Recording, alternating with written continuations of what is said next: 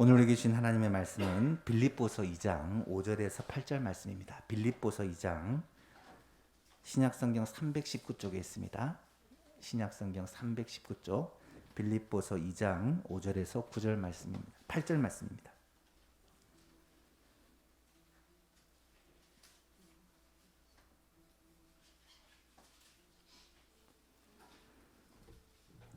빌립보서 2장 5절에서 8절 우리 한 절씩 교독하겠습니다. 너희 안에 이 마음을 품으라. 곧 그리스도 예수의 마음이니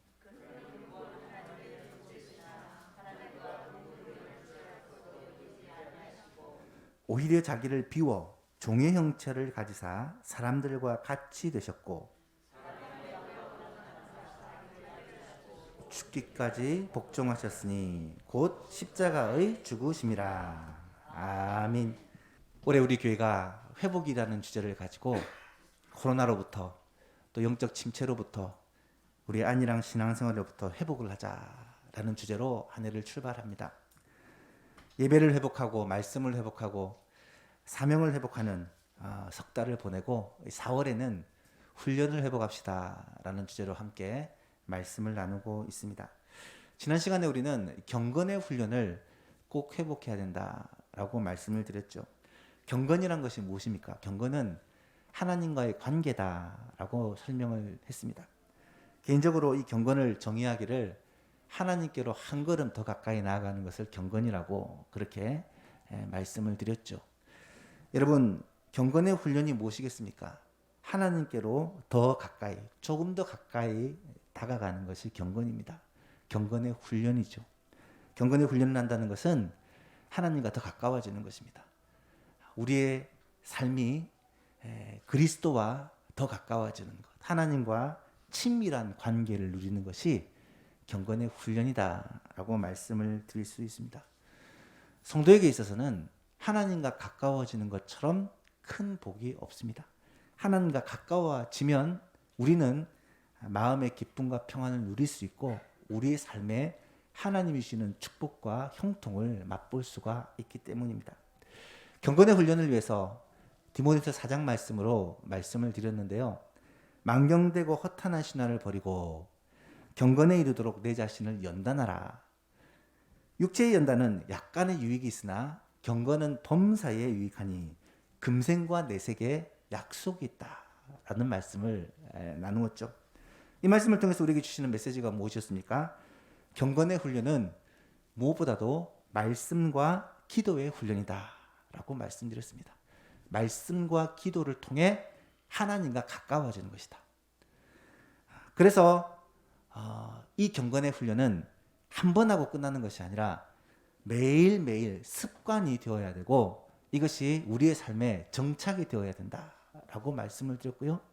그렇게 될 때 이 경건의 훈련은 우리에게 가장 유익한 훈련이 된다. 왜냐하면 이 경건의 훈련을 통해 우리는 범사에 유익을 얻을 뿐만 아니라 이 땅에서뿐 아니라 영원한 세계까지 약속을 받은 자가 되기 때문이다 라고 말씀드렸습니다. 구체적으로 경건의 훈련을 위해서 4월 한 달 동안 사복음서를 꼭 통독합시다 라고 말씀을 드렸고 지난 한 주는 마태복음을, 이번 주는 마가복음을, 다음 주는 누가복음, 마지막 주는 요한복음을 통독하자 라고 여러분에게 당부하였는데 꼭 사복음서 통독에 동참해 주시기를 바라고요. 특별히 이번 주간에 있는 특별 새벽기도, 특별 새벽기도는 주님의 고난에 함께 동행한다는 의미를 가진 굉장히 귀한 시간들입니다. 특별 새벽기도에 함께 동참하여서 한 주 동안 기도함으로 주님을 더 가까이 하는 그런 복된 한 주가 되었으면 좋겠습니다. 오늘부터 2시간 동안에는 우리가 꼭 해야 될 훈련 가운데 매우 중요한 훈련입니다. 예수님을 닮아가는 훈련을 해야 된다라는 말씀을 여러분에게 전하고 싶습니다. 오늘 본문 5절에 보니까 너희 안에 이 마음을 품으라. 곧 그리스도 예수의 마음이니. 여러분께 몇 번을 말씀드린 것 같지만 저는 개인적으로 고등학교 1학년 때 인생의 비전을 발견하게 되었습니다. 그때 제가 붙잡은 인생의 비전은 예수님을 닮아가는 사람이 되자라는 것이었죠. 그때부터 누군가 저에게 너의 꿈이 뭐냐, 내 비전이 뭐냐, 내 소원이 뭐냐 물어보면 항상 나는 예수님을 좀 더 닮은 사람이 되고 싶습니다 라는 이야기를 했고, 이 소원은 지금도 변함이 없습니다. 물론 예수님을 닮아가는 것이 결코 쉬운 일이 아닙니다. 어쩌면 평생을 해도 다 하지 못할 일이라는 것을 잘 알고 있습니다. 그럼에도 불구하고 성경은 분명히 우리의 평생에 해야 될 일이 예수님을 닮아가는 것, 예수님의 장성한 분량에 이르기 위해 힘쓰는 것, 예수님의 마음을 품는 것, 예수님과 같아지는 것이 우리의 삶의 목표라고 말씀하시기 때문에 우리는 이 꿈을 포기할 수가 없습니다. 앞으로도 끝까지 예수님 닮아가기 위해 애를 쓸 것이고, 여러분들도 여러분의 평생에 주님을 더 닮기 위해 힘쓰는 우리가 되어야 할 것입니다. 그렇다면 어떻게 해야 우리가 예수님을 닮아갈 수 있을까? 어떤 훈련을 해야 예수님을 좀 더 우리의 삶에서 나타낼 수 있을까? 오늘 본문에 보니까 그 비결을 뭐라고 소개하냐면 우리 안에 예수님의 마음을 품어야 된다라고 소개하고 있습니다. 이 마음이라는 것이 너무 중요하기 때문입니다. 5절을 다시 보시면 너희 안에 이 마음을 품으라 곧 그리스도 예수의 마음이니. 그렇다면 우리가 꼭 품어야 될 그리스도 예수의 마음이 어떤 마음일까? 오늘 본문을 통해 적어도 3가지를 우리는 발견할 수가 있는데요. 첫 번째로 예수님의 마음, 우리가 꼭 품어야 할 예수님의 마음은 겸손의 마음이다 라는 것입니다.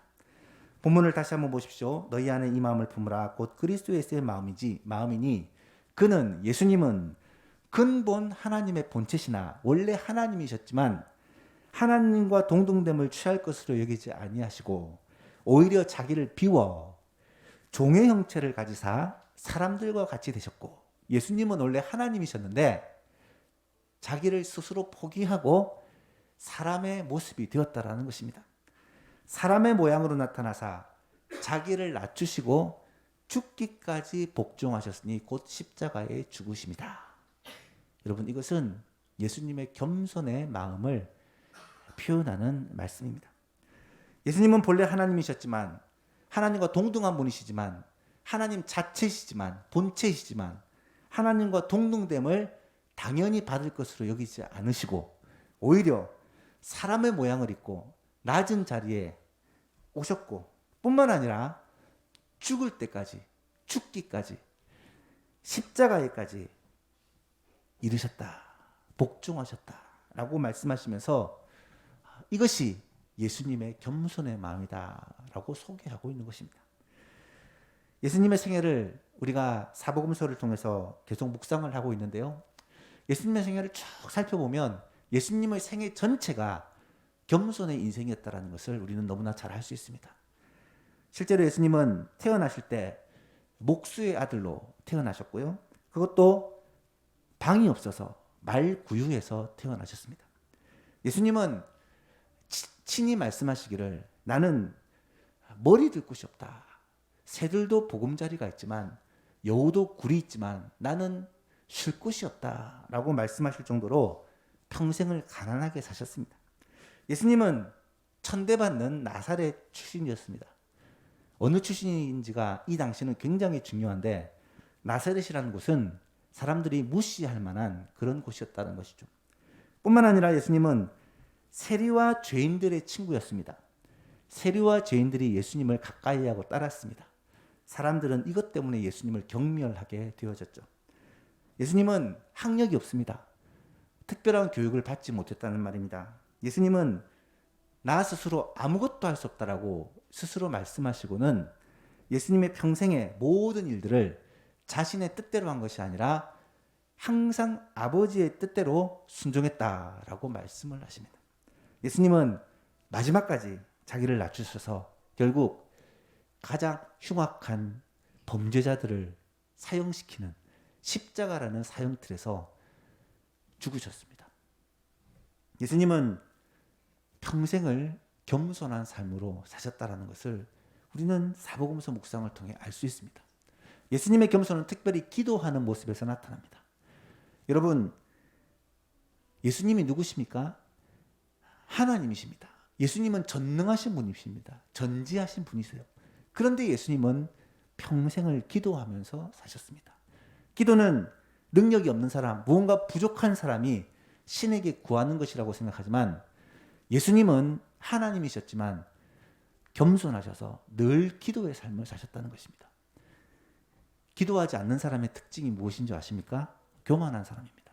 왜 기도하지 않을까요? 내가 할 수 있다고 생각하기 때문입니다. 내게 부족함이 없다고 생각하기 때문입니다. 기도하지 않는 사람은 사실 그 마음이 교만한 것입니다. 겸손한 사람은 기도할 수밖에 없습니다. 내 능력으로 안 된다고 생각하기 때문에. 하나님이 함께하지 않으시면 안 된다고 생각하기 때문에 기도하는 것입니다. 예수님의 겸손은 기도하는 모습에서 나타나고 있습니다. 사랑하는 여러분, 여러분도 겸손하게 기도할 수 있기를 축복합니다. 기도하는 것은 하나님을 의지한다는 우리의 고백이며 하나님 아니면 살 수 없다는 우리의 마음의 표현입니다. 또한 예수님은 겸손하시기 때문에 섬기는 삶을 사셨습니다. 겸손하게 제자들을 섬기셨고, 겸손하게 무리들을 섬기셨고, 겸손하게 어릴 때는 부모님을 섬기셨습니다.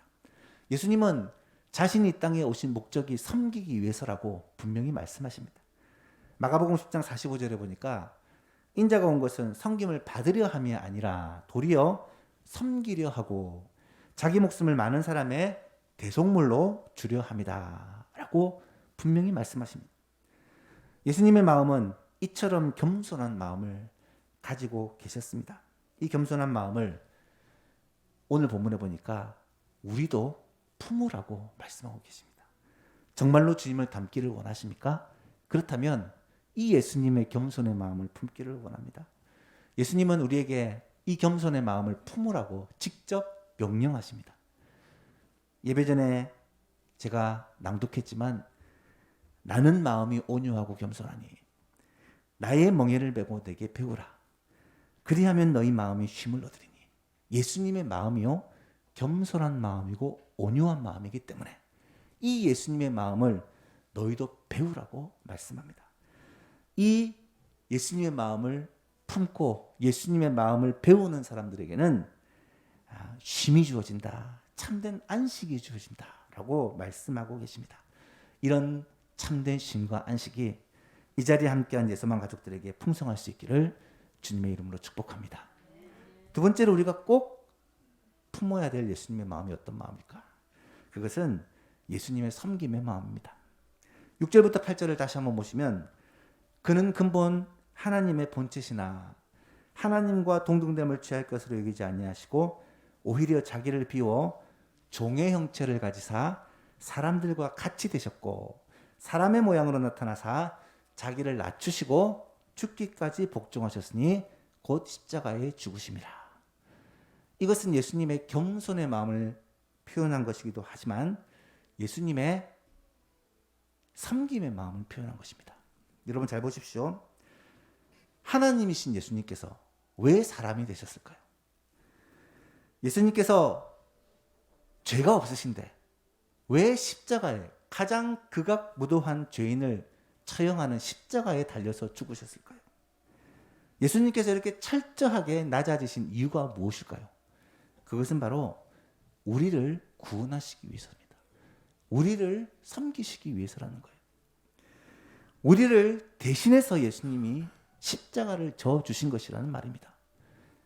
아까 읽었듯이 인자가 온 것은 예수님이 오신 것은 섬김을 받으려 함이 아니라 도리어 섬기려 하고 자기 목숨을 많은 사람들의 대속물이라는 것은 우리가 죽을 것을 예수님께서 대신 죽어주셨다라는 말입니다.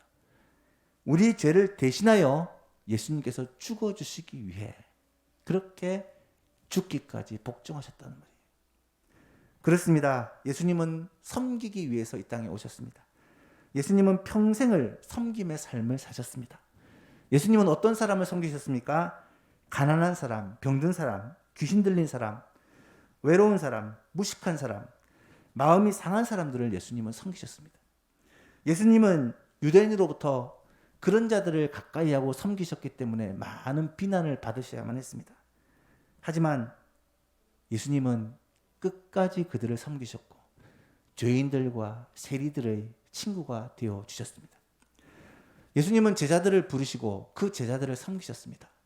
예수님의 12 제자들을 면면을 살펴보면 대부분이 참 부족하고 배우지 못하고 성격도 유별난 사람들이 많습니다. 그럼에도 불구하고 예수님은 그들을 철저히 섬기셨습니다. 3년 동안이나 가르치고 실제로 본을 보이면서 그들을 섬기셨습니다. 예수님은 무엇보다 자신의 생명을 주시기까지 희생하면서 섬기셨습니다. 하늘 보좌를 버리시고 이 땅에 오신 것도 대단하고 이 땅에서 사람들의 멸시와 질타와 비웃음의 대상이 되면서 살아오신 것도 대단하지만 대단한 것은 예수님은 십자가에서 죽을 때까지 우리를 섬기셨다는 것입니다. 여러분, 십자가에서 예수님이 받으신 고난이 무엇입니까? 예수님은 아무 죄가 없는데 가장 큰 죄인이라는 누명을 뒤집어 쓰신 것입니다. 십자가는 사람을 발가벗겨서 기둥에 매달아 놓는 가장 수치스러운 죽음이었습니다. 예수님은 그런 수치를 당하셨습니다. 십자가는 배신입니다. 그렇게 섬겼던 제자들로부터, 그렇게 섬겼던 무리들로부터 십자가에 못 박으라는 그 배신을 예수님이 당하셨습니다. 가장 큰 고통은 십자가에서 하나님 아버지로부터 버림을 당하셨다는 것입니다. 엘리 엘리 라마 사박다니, 나의 아버지 나의 하나님 어찌하여 나를 버리셨나이까.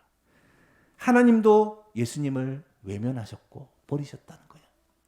예수님은 그 모든 고난을, 그 모든 수치와 배신과 아픔을, 억울함을 우리를 위해서, 우리를 구원하시기 위해서 친히 담당하셨다는 것입니다.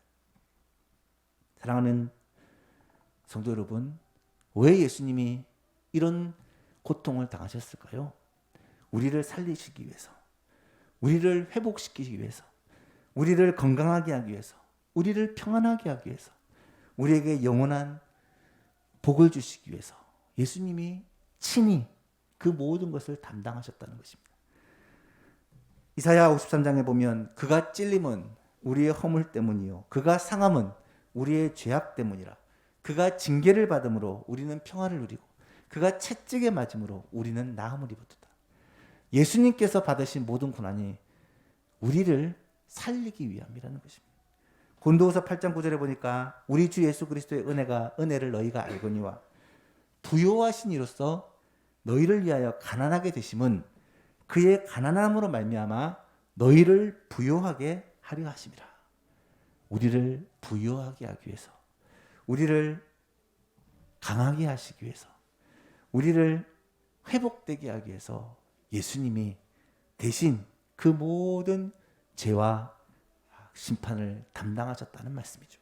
사랑하는 성도 여러분, 이것이 바로 우리 주님이 보여주신 섬김의 모습입니다. 우리에게 생명과 평강과 자유와 기쁨과 복을 주시기 위해 예수님께서 대신해서 죽음과 고통과 가난과 슬픔을 겪으셨다는 말씀입니다. 그런 예수님께서 오늘 우리를 향해 분명히 말씀합니다. 내가 너희를 섬긴 자 된 것 같이 너희도 서로 섬기는 자들이 되라. 너희도 나의 이 섬김을 본받아서 너희도 나의 이 섬김의 마음을 품어서 서로를 사랑하고 서로를 섬기는 자가 되라고 말씀하고 계시는 것입니다. 사랑하는 예수만교회 성도 여러분, 이 예수님의 섬김의 마음을 우리도 품을 수 있기를 축복합니다. 이것이 예수님을 더 가까이 하는 방법이요, 예수님을 닮아가는 비결이라는 거예요. 마지막 세 번째입니다. 어떻게 우리가 예수님의 이 마음을 품을 수 있을까요? 뭐 어떤 마음을 품어야 하겠습니까? 예수님의 마음은 바로 사랑의 마음이라는 것입니다. 앞에서 우리가 예수님의 마음이 겸손의 마음이요, 예수님의 마음이 섬김의 마음이라고 말씀을 드렸는데요. 예수님께서 이렇게 낮아지시고 끝까지 섬기신 이유가 무엇이었을까? 무엇 때문에 우리를 대신하여 죽으시고 무엇 때문에 우리를 회복시키기 위해 자신이 그 모든 고난을 당하셨을까? 그 이유는 아무리 살펴봐도 그럴 만한 자격이나 그럴 만한 이유가 없습니다. 한 가지 이유, 사랑 때문에, 우리를 사랑하시기 때문에, 우리를 사랑하시기 때문에 예수님이 낮아지시고 예수님이 섬기셨다는 것입니다. 요한복음 3장 16절에서 그 이유를 명확히 밝힙니다. 하나님이 세상을 이처럼 사랑하사 독생자 예수 그리스도를 보내주셨으니 이는 그를 믿는 자마다 멸망하지 않고 영생을 얻게 하려 하십니다. 하나님의 사랑, 예수님의 사랑, 사랑 때문에 우리에게 이 놀라운 은혜를 입혀 주셨고, 사랑 때문에 우리는 이 어마어마한 사랑을 받게 된 것입니다. 하나님은 그 본질 자체가 사랑이십니다. 하나님 자체가 사랑이신 분이십니다. 요한일서 4장에 보면 사랑하는 자들아 우리가 서로 사랑하자. 사랑은 하나님께 속한 것이니 사랑하는 자마다 하나님으로부터 나서 하나님을 알고 사랑하지 아니하는 자는 하나님을 알지 못하나니 이는 하나님은 사랑이심이라. 하나님 이퀄 사랑. 하나님은 곧 사랑이시기 때문에 그렇다는 말입니다. 하나님의 사랑이 우리에게 이렇게 나타난 바 되었으니 하나님이 자기의 독생자를 세상에 보내심은 그로 말미암아 우리를 살리려 하심이라. 사랑은 여기 있으니 우리가 하나님을 사랑한 것이 아니요 하나님이 우리를 사랑하사 우리 죄를 속하기 위하여 화목제물로 그 아들을 보내셨습니다. 사랑하는 자들아 하나님이 이같이 우리를 사랑하셨으니 우리도 서로 사랑하는 것이 마땅하도다. 사랑하는 예수망 예수 여러분, 주님의 마음을 품고 주님의 마음을 묵상할 때 이 하나님 아버지의 사랑을, 예수 그리스도의 사랑을 우리가 꼭 묵상하시기를 소원합니다. 예수님은 이 땅을 사시는 동안 이 사랑을 실제로 우리에게 부어주셨습니다. 특별히 요한복음 13장에서 17장 사이를 읽어보면 마지막 만찬의 자리에서 예수님의 제자들과 함께 나눈 대화가 기록되어 있는데 주님이 얼마나 그들을 사랑하셨는지를 우리는 너무너무 명백하게 알 수 있습니다. 요한복음 13장 1절에 보니까 6월절 전에 예수께서 자기가 세상을 떠나 아버지께로 돌아가실 때가 이른 줄 아시고 세상에 있는 자기 사람들을 사랑하시되 끝까지 사랑하시니라. 끝까지 사랑하시니라. 이 말은 그 정도에 있어서, 그 시간에 있어서 끝까지, 마지막까지 모든 것을 내어주시면서까지 사랑하셨다는 말씀입니다. 요한복음 13장 34절에 보니까 새 계명을 너희에게 주노니 서로 사랑하라. 내가 너희를 사랑한 것 같이 너희도 서로 사랑하라. 여러분, 사랑하라는 것은 예수님이 평생 가르쳤던 말씀이에요. 그런데 마지막 유언으로 새로운 계명을 주신다는 거예요. 그것이 뭐냐? 서로 사랑하래요. 예수님이 그들에게 사랑의 본을 보여주신 것처럼 너희도 서로를 그렇게 사랑하라고 마지막 명령을 하고 계십니다. 요한복음 15장 9절에 보니까 아버지께서 나를 사랑하신 것 같이 나도 너희를 사랑하였으니 나의 사랑 안에 거하라.